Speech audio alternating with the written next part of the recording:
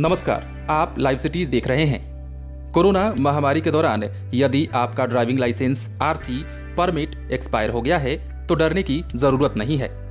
केंद्रीय सड़क परिवहन और हाईवे मंत्रालय ने मोटर व्हीकल डॉक्यूमेंट्स की वैलिडिटी को एक बार फिर से बढ़ा दिया है। इसके साथ ही मंत्रालय ने इस संबंध में सभी राज्यों और केंद्र शासित प्रदेशों को एडवाइजरी भी जारी कर दी है। पुलिस 31 दिसंबर तक आपका चालान नहीं काटेगी। अब तक केंद्र सरकार 2 बार इसे बढ़ा चुकी है।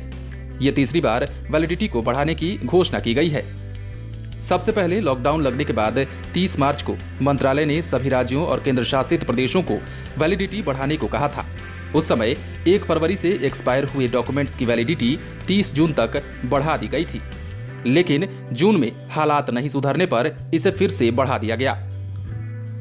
मंत्रालय ने आदेश जारी किया था कि दस्तावेजों की वैधता 30 सितंबर तक मानी जाएगी। सरकार के इस फैसले से उन लोगों को काफी राहत मिलेगी जिनके दस्तावेजों की समय सीमा इस बीच खत्म हो गई है। लॉकडाउन खुलने की वजह से लोगों को वाहनों से ड्यूटी पर जाना पड़ रहा है। ऐसे में उन पर जल्द इन डॉक्यूमेंट्स को रिन्यू कराने का दबाव था। केंद्र ने अपने आदेश में कहा है कि जिन दस्तावेजों की वैधता की अवधि बढ़ाई गई है उनमें मोटर वाहन कानून के तहत फिटनेस प्रमाण पत्र, सभी प्रकार के परमिट, ड्राइविंग लाइसेंस, रजिस्ट्रेशन या दूसरे जरूरी दस्तावेज शामिल हैं। मोटर वाहन अधिनियम 1988 और केंद्रीय मोटर वाहन अधिनियम 1989 में दस्तावेजों की वैधता 31 सितंबर तक बढ़ा दी गई है। इससे पहले बीमा नियामक इरडा ने भी नोटिफिकेशन जारी कर कहा था कि अगले वित्त वर्ष तक थर्ड पार्टी इंश्योरेंस की प्रीमियम दरों में बदलाव नहीं होगी।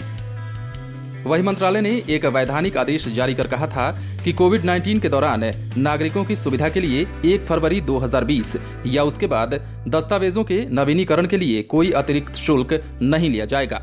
देश में कोरोना बहुत रफ्तार से बढ़ रहा है।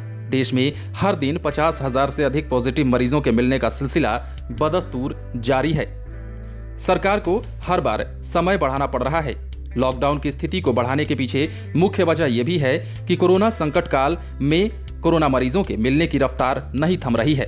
बहरहाल वैधता की जांच को सरकार ने बढ़ा दिया है, लेकिन लोगों की परेशानी ये है कि कहीं इस साल भी पैसा जोड़कर अगर मांगा गया तो लोग दोनों साल का पैसा कहां से चुका पाएंगे, क्योंकि कोरोना संकट काल में लॉकडाउन की वजह से लोगों की आर्थिक स्थिति खराब हो चुकी है। ऐसे में सरकार द्वारा गाइडलाइन दिए जाने के बाद लोग खुश तो हैं, लेकिन लोगों की परेशानियां इस वजह से बढ़ गई हैं कि दोगुना पैसा न मांग लिया जाए।